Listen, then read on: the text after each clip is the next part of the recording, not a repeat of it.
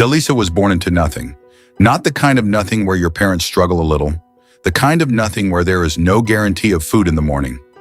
His father was a casual laborer who worked when there was work and starved when there was not. His mother sold small things at the roadside market just to keep the household breathing.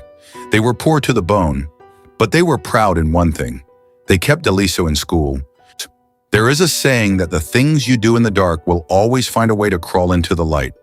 No matter how deep you bury them, no matter how tightly you lock them away, no matter how beautifully you dress yourself up on the outside, what is hidden will always surface. And when it does not come quietly. It comes like a flood, and it washes away everything you thought you had built. This is not just a story. This is a warning. Before we get into today's story, Ian, we want to hear from you. Drop a comment right now and tell us where you are watching from. Whether you are in Zambia, Canada, Jamaica, South Africa, New York, or anywhere else in the world, let us know. Your comment means everything to us. And if you are new here, please subscribe, like, and share this video so more people can hear this story. Now let us begin. It was not easy. There were school fees they borrowed. There were uniforms that were too small because there was no money to replace them. There were days Delisa walked to school on an empty stomach and sat through lessons trying not to think about how his ribs were pressing against his skin. But his parents refused to pull him out. Education was the one treasure they had the power to give him, and they gave it with everything they had. Delisa finished school and entered the world with nothing but hunger and a sharp mind. He had no connections. Now he had no capital. He had no uncle in a big office waiting to give him a job. What he had was eyes that observed everything and a brain that never stopped calculating. He started as a small middleman. He would notice someone needed something, and he would find who had it. He charged a small fee. Simple as that. He moved between markets, between traders, between buyers and sellers. He was the connector, the one who knew where the cheap tomatoes were, who had the warehouse space, who was importing from the East, who needed stock quickly. People started trusting him, not because he was flashy, because he delivered, every single time. No noise, no delays, just results. His word became his currency. And in business, your word can be worth more than any amount of money. Then life hit him hard again. A deal went wrong. A buyer he trusted disappeared with a large consignment. Delisa lost everything he had built in 6 months. He owed people money. His phone would not stop ringing with angry voices. He could not go back home because he was ashamed. He slept in uncomfortable places and ate once a day for nearly 3 months. That period broke something in him, but it also built something stronger in its place. He did not quit. He regrouped slowly. He started again from even smaller than before. But this time, he was not just working with instincts. He was working with lessons, painful, much expensive lessons that no classroom could have taught him. He built new contacts. He was more careful. He documented everything. He moved from small retail to commercial trading, from local goods to regional distribution. People started calling him not just a middleman, but a trusted source. His name began to carry weight. When Delisa was involved in a deal, it moved. When his network recommended something, people listened. He expanded into import and export. Then he started a small logistics company, then a larger one. His brand became known locally, then regionally, then internationally. Companies from outside his country began reaching out to partner with him. What started as a boy with nothing but a sharp eye had turned into something enormous. By the time Delisa was in his early 40s, he was a multimillionaire, and he continued moving. He diversified, he invested, he acquired, he was disciplined, he was focused, and he was relentless. There was not a single corner of his life where laziness could survive. Every morning he was up before the sun. Every evening he reviewed the day before sleeping. His name became a brand. His brand became global. And then one quiet evening, sitting alone in a house that was too big and too silent, he felt it, the emptiness. He had everything money could build, but there was no one sitting across the table from him. No warmth beside him at night. No voice calling his name from another room. Success, he realized, was only sweet when there was someone to share it with. He was not young anymore. He had spent his best years chasing money, and now that he had it, he wanted the one thing he had neglected. He wanted a wife. He began to pray seriously. He He was a man of faith. He had always believed, but now he pressed into it with desperation. He went to his pastor, and they prayed together. He believed God would lead him to the right woman. He was not going to rush, and he was not going to be foolish with this. He had been careful with business. He was going to be careful with his heart. He told himself no mistake would be made here. This decision was too important. He started meeting women. Some were introduced through friends. Some approached him directly. Drawn by his name and his wealth, he could tell very quickly. The ones who looked at his cars before looking at his face. The ones who asked about his properties in the first conversation. The ones who performed warmth but could not sustain it past the first few meetings. He dismissed them without regret. His street instincts, sharpened by decades of rough living, could smell a transactional spirit from miles away. Then he met Zola. She was introduced to him at a social gathering hosted by a mutual acquaintance. She was beautiful in a quiet way, not loud or performative about it. She dressed with taste but not extravagance. She was polite, attentive, and she listened when people talked. She did not seem hungry for his attention. She carried herself with a kind of ease that he found refreshing. He asked for her number before the evening ended. She gave it without playing games. They began talking, then meeting for meals. Zola was warm, thoughtful, and consistently respectful. She never pressured him. She never made inappropriate requests. She spoke about her family, her faith, her goals. She seemed to have a vision for her life that was not dependent on his money. Daliso was impressed. He was not yet fully certain, but there was no red flag. His instincts whispered a small unease sometimes, but he could not point to anything concrete. He pushed the feeling aside. What Daliso could not have known was that Zola's life looked very different just 2 years before they met. Zola had grown up in a rough part of the city. She was beautiful, she was ambitious, but the path she chose to survive was not one she would ever put in her introduction. She and a tight circle of 3 close friends had been running a discreet operation for years. They were not street level. They were polished, well-dressed. They moved in certain circles and made arrangements with certain men for money. They kept it quiet, professional, and among themselves. They had a pact. If any one of them was lucky enough to meet a wealthy man who wanted to marry them legitimately, they would exit the life completely and never look back. No half measures, full exit, new life, new chapter. It was their plan, and they held on to it like a lifeline. Zola was the first of the group to get the opportunity.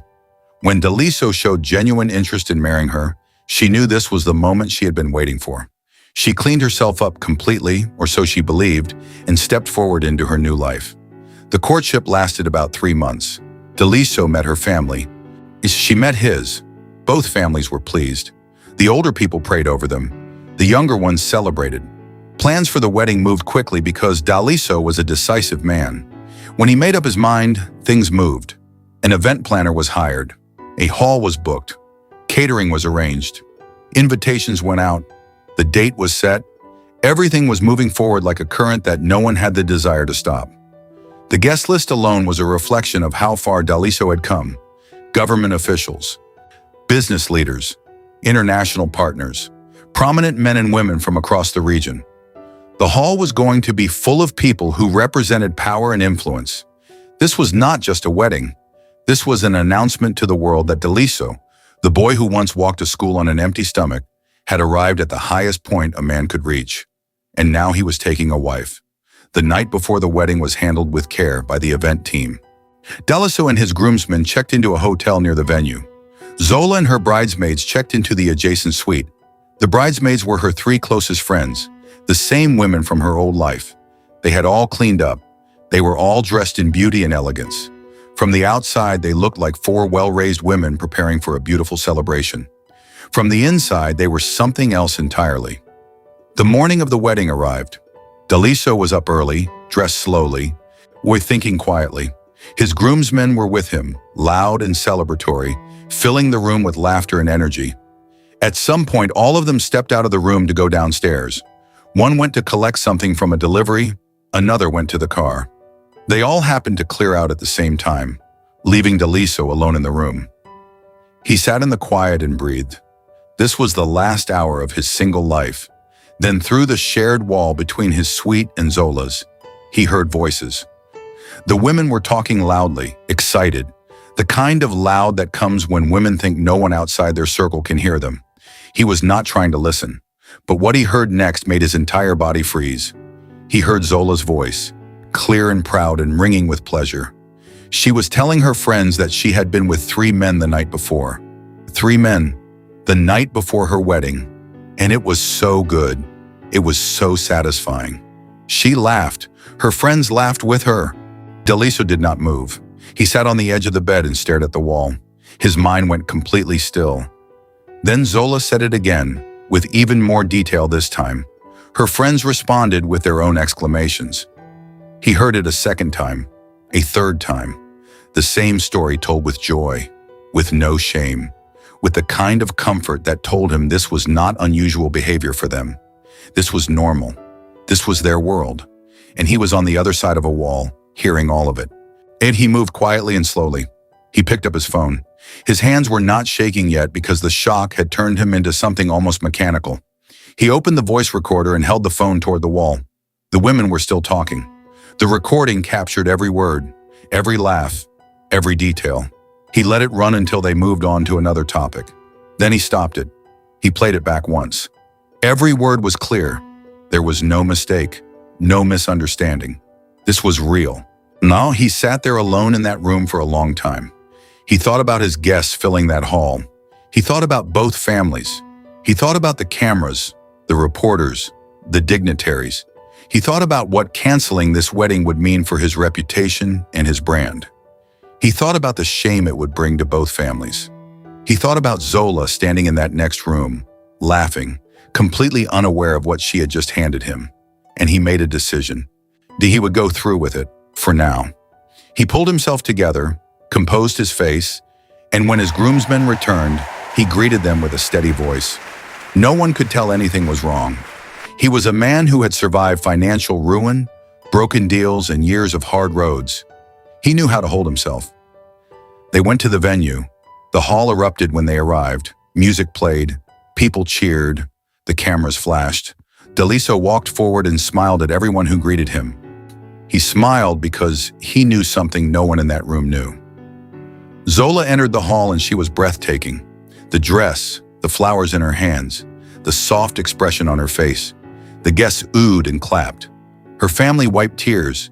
His family beamed with pride. The ceremony proceeded beautifully. The vows were exchanged. The rings went on. The pastor pronounced them husband and wife. And Daliso kissed his bride and smiled at her with eyes that held a secret she was not yet ready to face. Everything looked perfect. Everything was rotten underneath. The reception was grand. The food was plentiful. The music was right.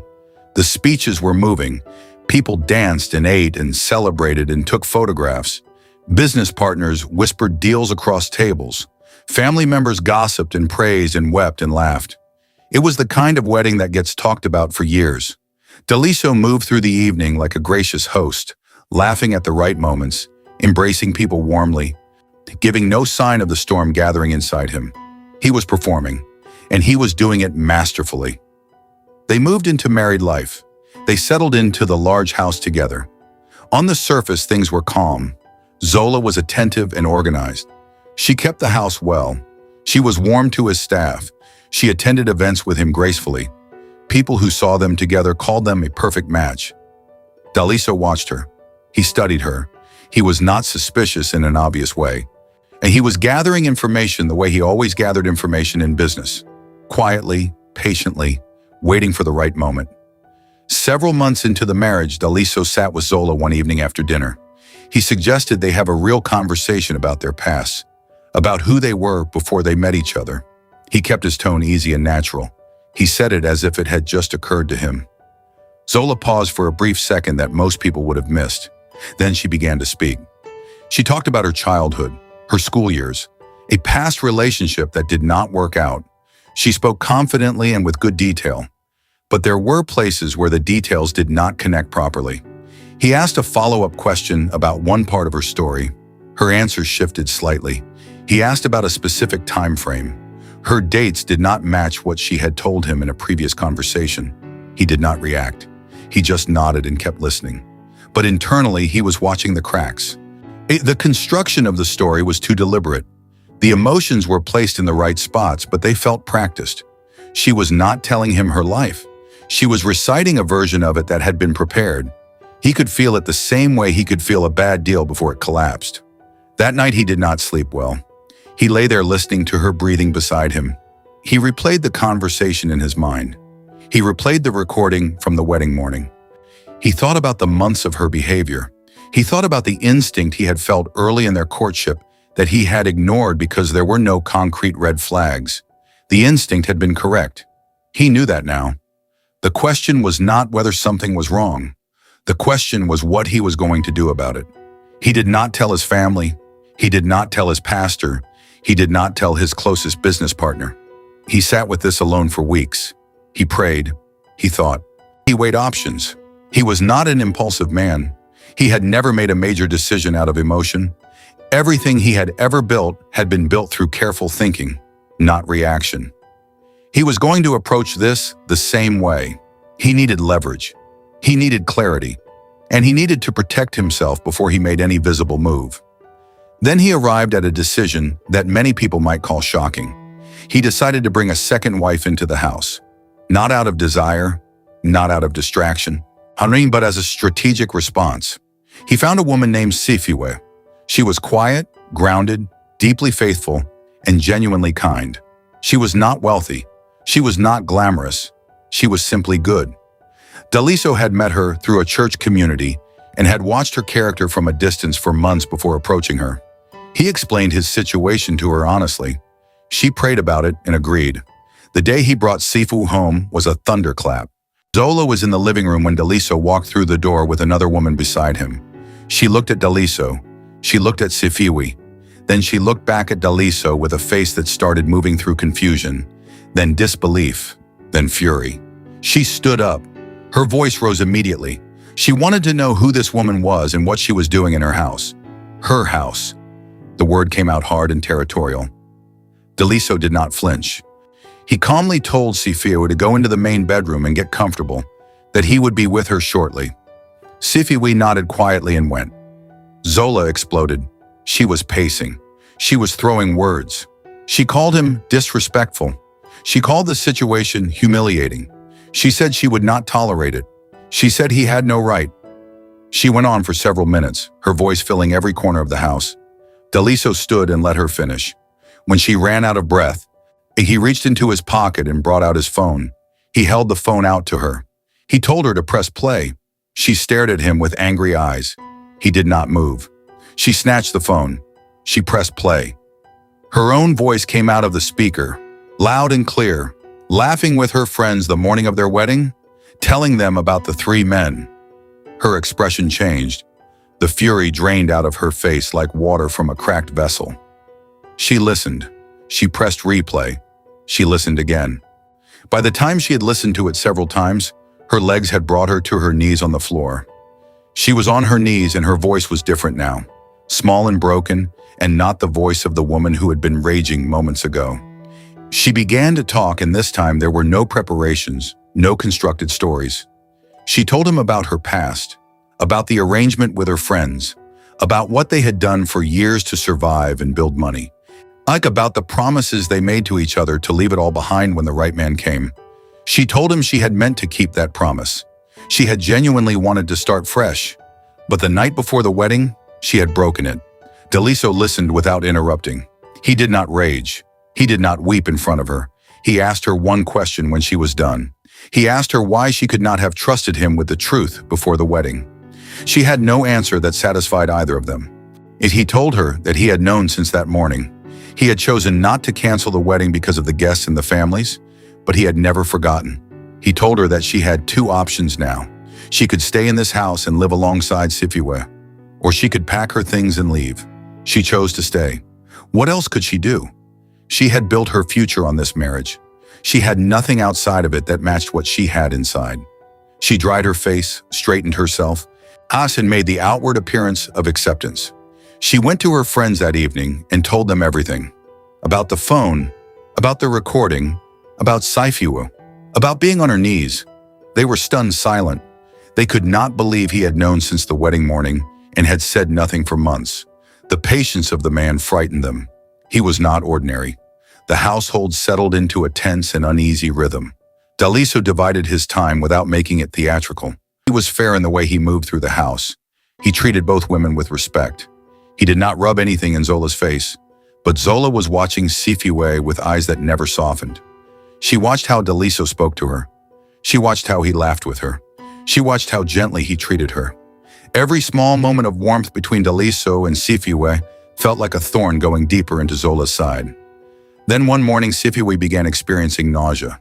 She was tired in the early hours. Her appetite shifted. She and Daliso went to the clinic together and came back with confirmation. She was pregnant. When the news reached Zola, something cracked open inside her. She sat alone in her room for a long time. The walls felt closer than usual. The silence felt heavier.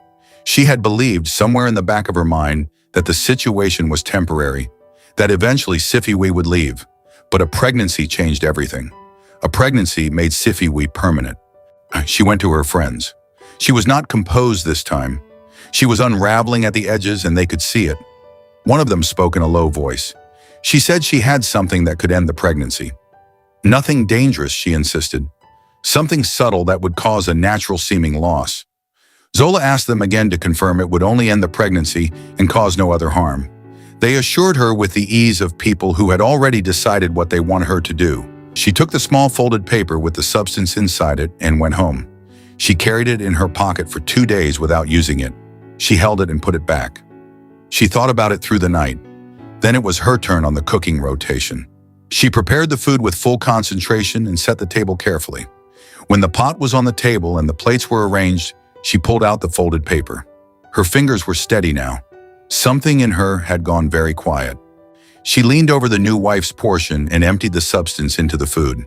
She folded the paper back into her pocket and called both of them to come and eat. They sat and ate together. Daliso was speaking about something from work. Sifiwe was listening and responding softly. The meal moved along normally. Then Sifiwe stopped speaking mid-sentence.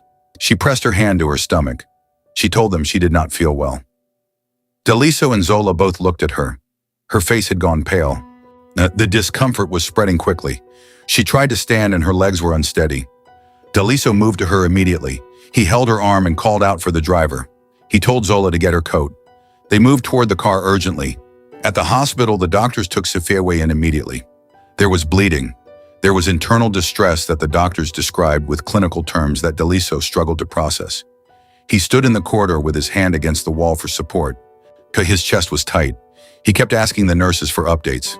He turned to Zola beside him and looked at her directly. He asked her quietly what she had done to Sifiwe. Zola met his gaze and said clearly that she had done nothing, that they had eaten the same food, that she did not know what was happening. Her voice was steady, too steady. The doctors came out. There was nothing more they could do. The bleeding had been too severe, the damage to her system too advanced. Sifiwe was gone, and the pregnancy was gone with her. The doctor used the word poisoning. He said traces of a harmful substance had been found in her system. He asked who had access to her food. Daliso did not answer the doctor right away. He turned and looked at Zola again. Her face had not moved. She was still performing grief. Standing there with the right expression on her face while the woman she had poisoned lay cold in the next room. They drove home in complete silence. And when they were inside the house, Daliso sat down and did not move. Zola sat in the chair across from him. Then the accusations began to surface. Not violent, not theatrical, but heavy and direct. He told her he knew it was her. She told him he was in shock and not thinking clearly. He told her the doctor had found poison. She told him she had eaten the same food. He told her that the portions were different. She told him he was grasping for someone to blame. Back and forth. And all the while Zola held her lie like a shield. Daliso went into his bedroom alone and locked the door. He sat there in the dark. He was not crying. He was past the point where tears came easily. He was in that deep, hollow place where grief and rage lived together without enough room to move. He picked up his phone. He called the police. He gave them his name and his address and told them what had happened. Then he sat and waited. He could hear Zola moving around the house, her footsteps, and the sound of her phone ringing. She was making calls. He did not come out until he heard the knock at the front door. Zola heard the knock too. She came to the door before Daliso could get there and looked through the glass and saw the uniform in the car. The blood left her face. She stepped back from the door. She looked around the house as if searching for an exit that was not there. Then she pulled out her phone with shaking hands and called her friends. She whispered to them that the new wife had died, that the police were at the door, that she needed help right now. Her friend on the other end of the phone went quiet for a long moment. Then in a voice that was almost casual, she told Zola that it did not matter now, that she had her husband all to herself. They almost laughed. Almost. The call dropped when the police entered. Zola was arrested at the door. She kept saying she had done nothing. She kept saying they had all eaten the same food. She kept referencing her grief, her shock, her loss of the other woman too. The officers listened and said nothing. They took her to the station. They informed her of her rights. They charged her.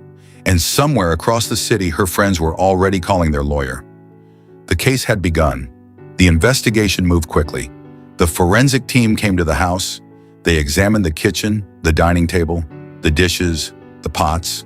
When they took samples from multiple surfaces, the substance that had been found in Sapphira's system was identified, and they were looking for its source. Zola's defense lawyer was sharp and well prepared. He challenged the hospital findings. He argued that the food had been shared. He presented Zola as a grieving co-wife who had been with Sifaway at the table.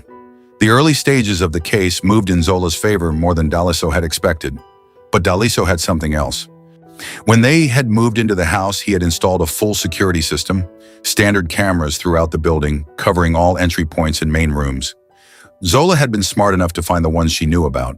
She had disabled the cameras in the kitchen and dining area 2 days before the incident. She had located them, reached them, and disconnected them with deliberate precision. She had done it quietly and without drawing attention. She had believed that removed her completely from the possibility of evidence. What she did not know was that Daliso had also installed a second layer, hidden cameras, smaller, built into objects in the room. He had added these after bringing Sifaway into the house, not because he fully suspected Zola of anything lethal, but because he was a man whose life had taught him to protect himself from every angle. He never forgot what he had heard through that hotel wall. He never fully lowered his guard. These cameras were connected to a separate encrypted storage system that Zola had never seen and had no way of knowing about. Every frame of that kitchen was preserved. The footage showed everything. It showed the food being prepared. It showed the portions being placed. It showed Zola standing over Safao's plate. It showed the folded paper coming out of her pocket. It showed the substance being emptied into the food.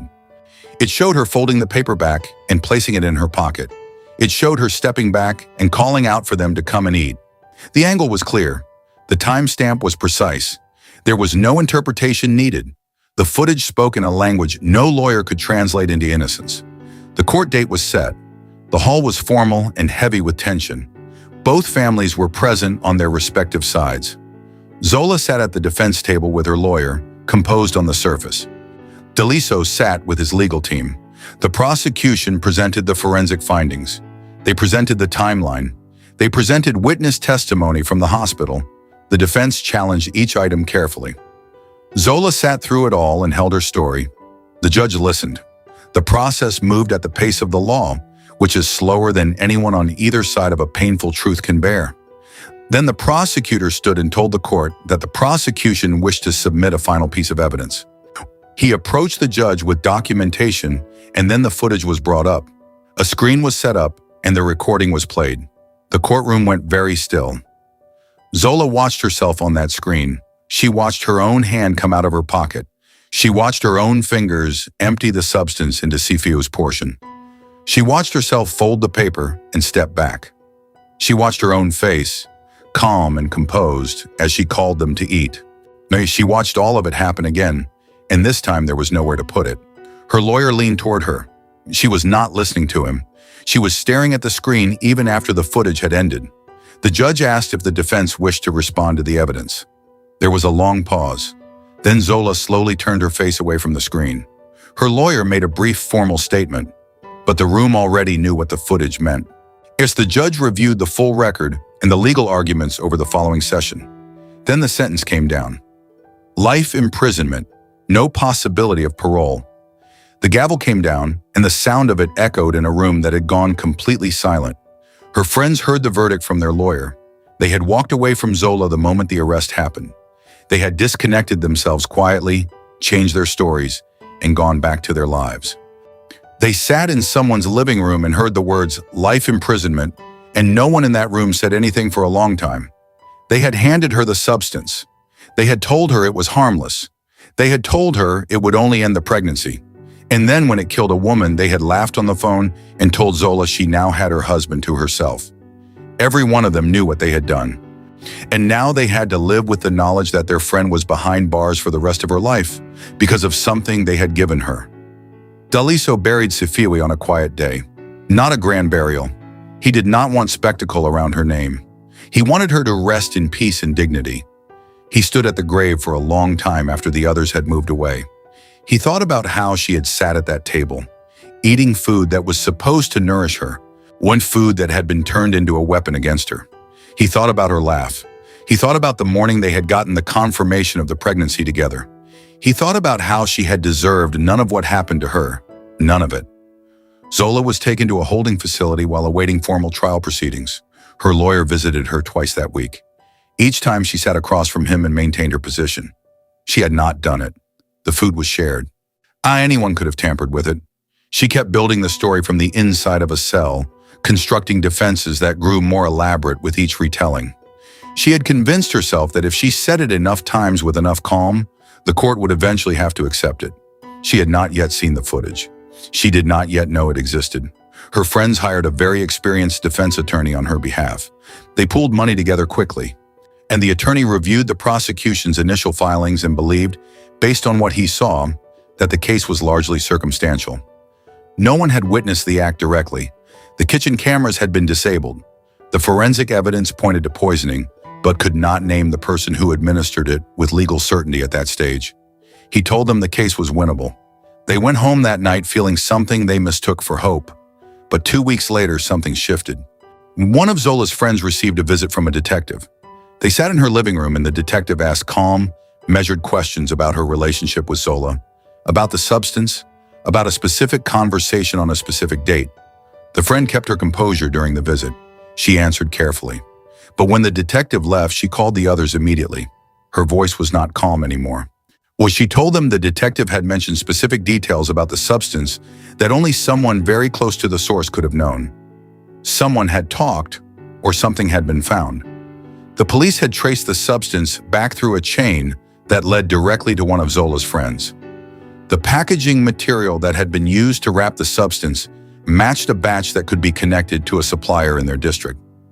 The investigation team was thorough. One, they had expanded their focus beyond the house and into the network around it. 2 of Zola's friends were brought in for questioning under caution. Their lawyers arrived quickly, but the threads were already being pulled, and the fabric of their shared story was beginning to fray at the edges. Inside the prison holding area, Zola received a letter from one of her friends. It was handwritten and carefully worded. On the surface, it read as encouragement. "Stay strong. We are praying for you." But reading between the lines, Zola understood what it really meant. They were warning her that the walls were closing in, that the investigation had touched them, that she should hold her position no matter what, because the moment she shifted, everything collapsed for all of them. Zola folded the letter and lay back on the narrow bed in her cell and stared at the ceiling for a very long time. She started having doubts for the first time. Not about whether she had done it. She knew what she had done. She was having doubts about the people who had given her the substance and told her it was safe. She was having doubts about whether they had told her the full truth about what was in that paper. She was having doubts about whether her friends had handed her something knowing fully that it could kill and had told her otherwise to get her to use it so that the outcome would serve some purpose of their own. The thought settled into her chest like a cold stone. Meanwhile, Daliso was navigating the public attention that had attached itself to the case. His name was one of the most prominent in the country. The marriage, the death, the arrest, the trial, it was everywhere. Journalists were outside his gate.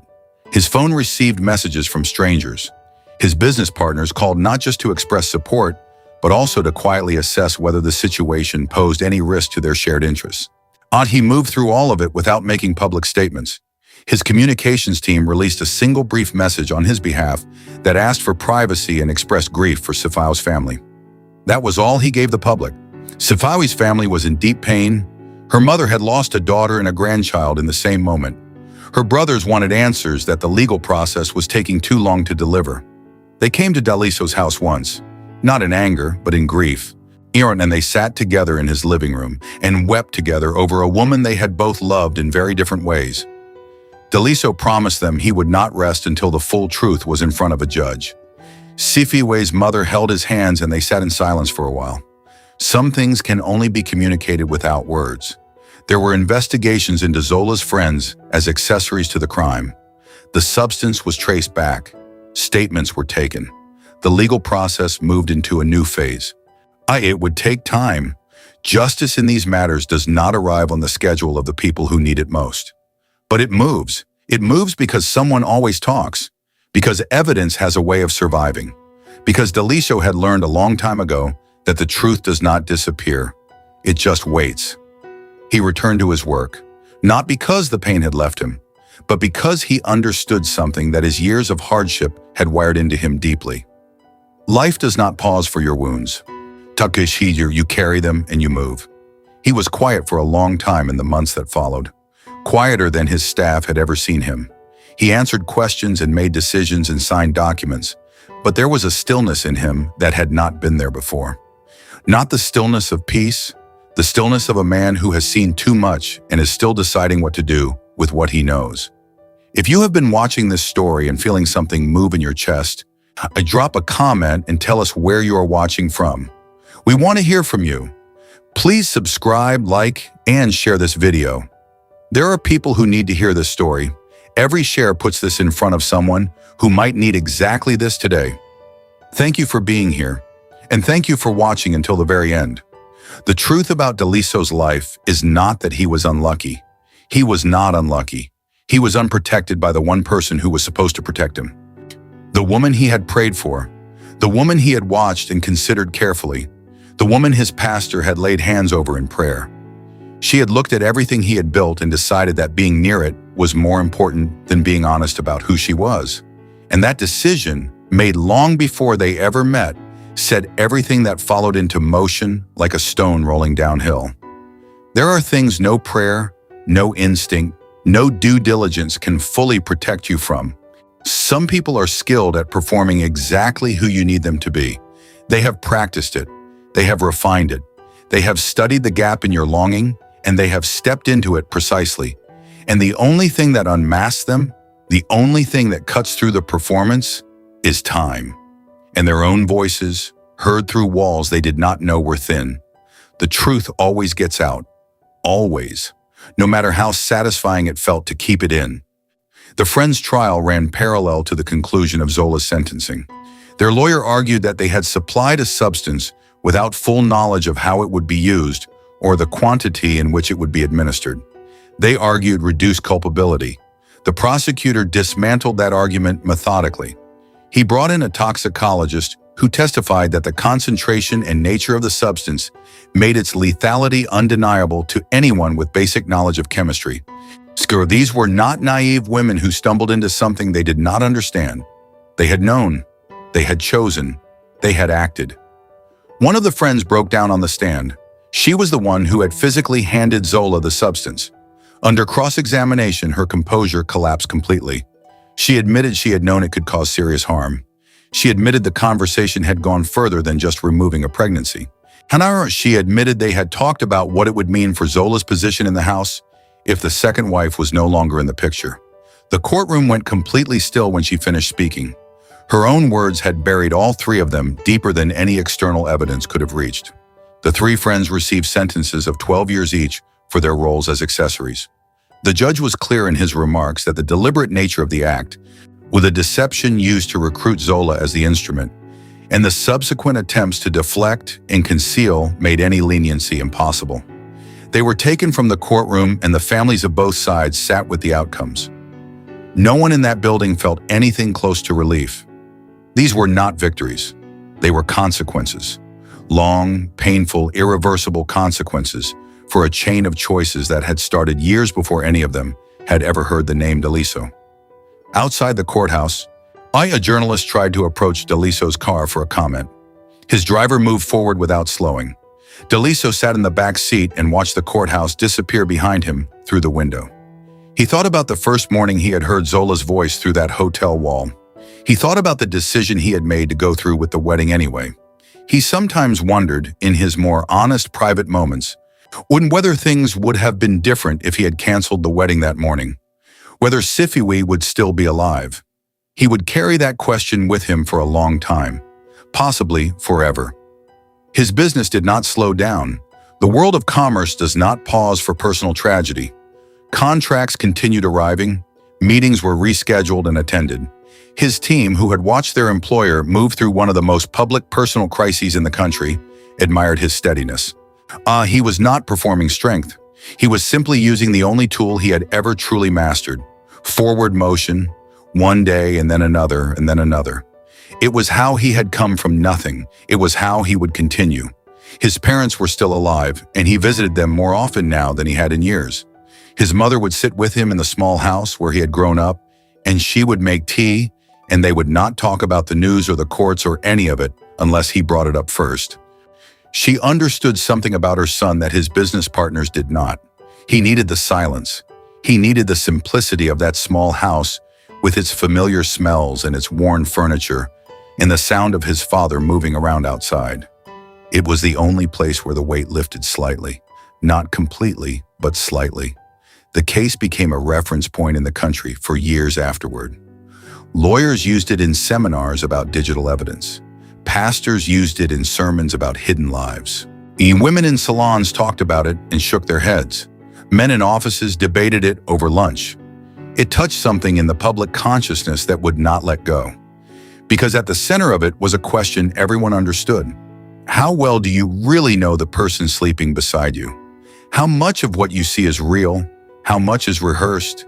How much of what someone shows you in courtship is the person they actually are when the door's closed and the audience is gone? When Zola sat in her cell and had nothing but time to answer that question for herself, she had time to think about every decision that had led her to that narrow bed in that bare room. She was young enough to understand that the majority of her life would be lived inside those walls. She had entered the marriage with a performance, and she was now living the consequence of it with no audience and no applause and no more costumes to put on. When whatever was left of who she actually was would have to live in that cell with her, there was nowhere left to hide. Daliso eventually moved forward. Not quickly, not dramatically, but he did move. He remained a man of faith. He continued attending his church where people knew him and respected him and gave him space without making him feel invisible. 1 year after the trial ended, he was introduced to a woman named Adais by his pastor, a quiet and grounded woman with a calm spirit and a plain, honest way of living her life. He did not rush. He took his time in a way he had not taken before. He asked harder questions. He listened more carefully for inconsistency. He watched her in different settings and with different people. He prayed longer than he ever had before, and when peace came, it came steadily. The story of Daliso is not a story about wealth or betrayal or even justice. Those are its events. The story is about what happens when you build everything on the outside while neglecting the inside. When you spend decades mastering money and movement, but have not yet learned to be still long enough to truly see another person. It is about what happens when someone walks into that gap and fills it with a performance so polished that even a man with sharp instincts can almost miss it. Almost. And about what a hidden wall can hear when no one believes anyone is listening. Everyone watching this from across the world, we are grateful you stayed until the very end. Please subscribe if you have not yet done so. Like this video and share it with someone who needs to hear a story like this today. There are more stories coming, stories that will make you feel, make you think, and make you hold on to what is real and true in your own life. We will see you in the next one.